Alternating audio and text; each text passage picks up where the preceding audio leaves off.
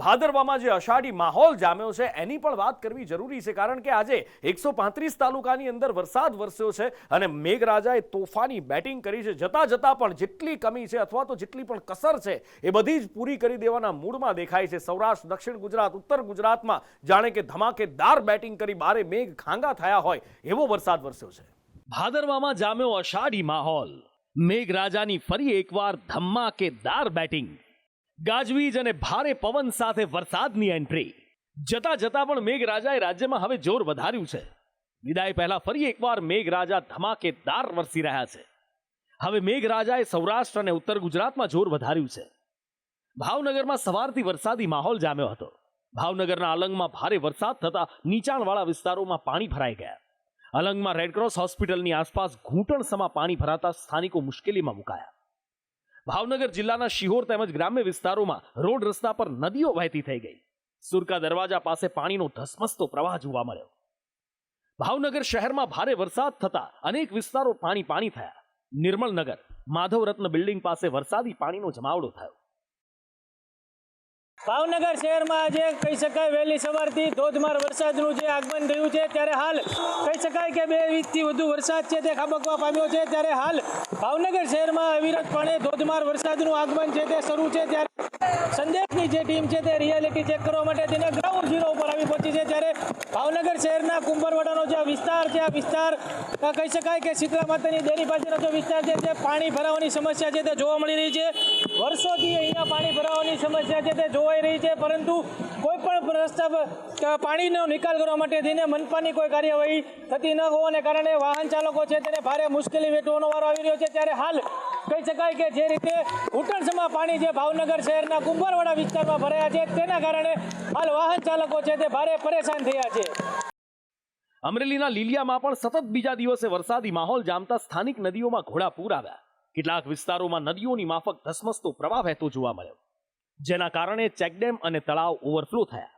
અમરેલી જિલ્લાના લીલિયા શહેરની અંદર સતત બીજા દિવસે આજે ધોધમાર વરસાદ વરસી રહ્યો છે. ત્યારે આપ જોઈ રહ્યા છો શ્યામ સરોવરના જે દ્રશ્યો છે તે ખરેખર મનમોહક છે. આ સરોવર ઓવરફ્લો થયું છે અને રસ્તા ઉપર જે પાણી છે એ વહી રહ્યું છે. ત્યારે લીલિયા શહેર સહિત આસપાસના વિસ્તારોના ખેડૂતોમાં ભારે જે છે ખુશીનો માહોલ જોવા મળી રહ્યો છે. લીલિયા શહેરની અંદર પણ મુખ્ય બજારોની અંદર પાણીની નદીઓ વહેતા હાલ જે ધંધાદારીઓ છે, વ્યાપારીઓ છે, તેને પણ ભારે મુશ્કેલીઓનો સામનો કરવો પડી રહ્યો છે. અમરેલીની સાથે ગીર સોમનાથ જિલ્લામાં પણ મેઘરાજા મહેરબાન છે. ગીર સોમનાથના કોડીનાર, સુત્રાપાડા તેમજ ઉનામાં સવારથી જ વરસાદી માહોલ જામેલો જોવા મળ્યો. ગીર સોમનાથ જિલ્લાની અંદર લાંબા સમયના વિરામ બાદ મેઘરાજાએ ફરીવાર આજે વહેલી સવારથી જ વાદળછાયા વાતાવરણ વચ્ચે મેઘાવી માહોલ જમાવ્યો છે. આપ દ્રશ્યો જોઈ શકો છો, કોડીનાર શહેરના દ્રશ્યો છે. છેલ્લા કેટલા સમયથી કોડીનાર ઉના વિસ્તારની અંદર જે વરસાદે વિરામ લીધો હતો, જેને લઈને ખેડૂતોની અંદર પણ જે જેના પાક હતા, જેને પણ પિયતની આવશ્યકતા હતી, ખેડૂતો પણ વરસાદની આશ લઈને બેઠા હતા. ત્યારે આ જે વરસાદનો માહોલ ગઈકાલ શાંતિ જ જામ્યો છે. આજે વહેલી સવારથી કોડીનાર ઉના વિસ્તારોની અંદર અને ગીર સોમનાથ જિલ્લાના અનેક ગ્રામ્ય વિસ્તારોની અંદર જે પ્રમાણે વાદળછાયું વાતાવરણ બંધાયું હતું અને જે પ્રમાણે વરસાદ વરસવાની શરૂઆત થઈ હતી, ત્યારે ઘણી બધી જગ્યાએ સર્વત્ર પાણી જેવો માહોલ છે. આપ દ્રશ્યો પણ જોઈ શકો. ત્યારે ખેડૂતો હજુ મેઘરાજા પાસે વધુ વરસાદની પણ આશ લગાડીને બેઠા છે કે જો હજુ વધુ વરસાદ આવે અને એકાદ વખત હજુ જો પૂર આવી જાય તો જે છેલ્લો જે પાણીની ખેંચ પડી છે તેને પણ ખેડૂતો પહોંચી વળે. સૌરાષ્ટ્રની સાથે મધ્ય ગુજરાતના પણ કેટલાક જિલ્લામાં વરસાદનું જોર દેખાયું. ગાંધીનગર જિલ્લાના દહેગામ તેમજ શહેર અને ગ્રામ્ય વિસ્તારોમાં ધોધમાર વરસાદ પડ્યો. દહેગામના કડજોદરા, લીહોડા, ખાનપુર, સપા ગામે ધોધમાર વરસાદ વરસ્યો. ગાંધીનગરની સાથે સાથે અમદાવાદ શહેરના વાતાવરણમાં પણ પલટો આવ્યો. દિવસ દરમિયાન 2-3 વાર જબરજસ્ત વરસાદી ઝાપટા પડ્યા. પશ્ચિમ અને પૂર્વ બંને ભાગમાં વરસાદ વરસ્યો. અમદાવાદમાં ગઈકાલે બપોર બાદથી વરસાદની શરૂઆત થઈ હતી. ગઈકાલે રાત્રે પણ અમદાવાદમાં વરસાદ હતો. આજે દિવસ દરમિયાન અમદાવાદના કેટલાક વિસ્તારમાં ધીમી ધારે વરસાદ રહ્યો છે. ત્યારે ફરી એકવાર બપોર બાદ અમદાવાદની અંદર અત્યારે ધોધમાર વરસાદની શરૂઆત થઈ છે. અમદાવાદના પૂર્વ અને પશ્ચિમ બંને વિસ્તારમાં અત્યારે ધોધમાર વરસાદ પડી રહ્યો છે. પૂર્વની જો વાત કરવામાં આવે તો નરોડા, નારોલ, વટવાથી લઈને તમામ વિસ્તારમાં વરસાદ થઈ રહ્યો છે. જ્યારે પશ્ચિમની જો વાત કરવામાં આવે તો પશ્ચિમના પણ તમામ વિસ્તારોમાં વરસાદ થઈ રહ્યો છે, જેમાં વસ્ત્રાપુરથી લઈ ગોતાથી લઈને તમામ પ્રકારના જે વિસ્તારો છે આસપાસના તે તમામ વિસ્તારમાં અત્યારે વરસાદી માહોલ છે તે જામ્યો છે. વડોદરા શહેરમાં ફરી એક વખત ભારે વરસાદ અહીંયા શરૂ થયો છે.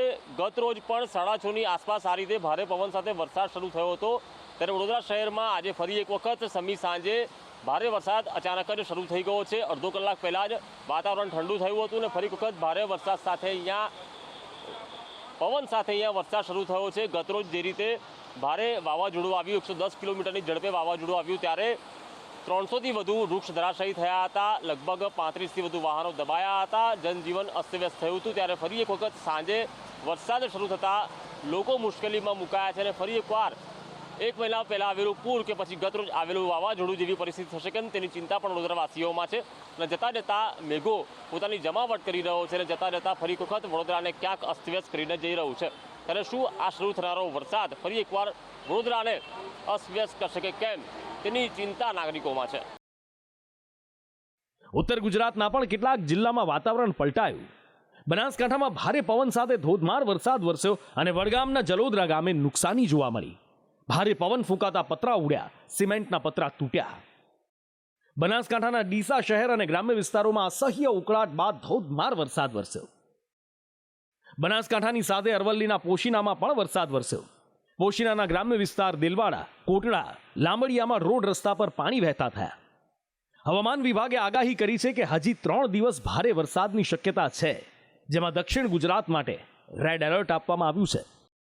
आज का जो फोरकास्ट है अगले 3 दिन तक भारी से अति भारी का फोरकास्ट है गुजरात रीजन के लिए, और सौराष्ट्र कच्छ के लिए भी भारी टू अति भारी फोरकास्ट है गुजरात सौराष्ट्र कच्छ रीजन के लिए.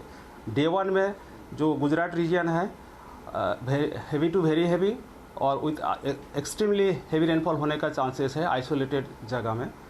और जो डिस्ट्रिक्ट आज रेड वार्निंग दिया गया है वो है वलसाड, और जो ऑरेंज वार्निंग दिया गया है सूरत, नवसारी, तापी और डांग डिस्ट्रिक्ट के लिए.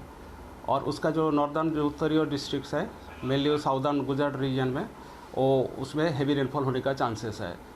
હવામાન શાસ્ત્રી અંબાલાલ પટેલ કહી રહ્યા છે કે 27 સપ્ટેમ્બરથી 5 ઓક્ટોબર સુધી રાજ્યમાં ગાજવીજ સાથે વરસાદ રહેશે અને આવનારા સમયમાં એક વાવાઝોડાની પણ દહેશત તેમણે વ્યક્ત કરી છે.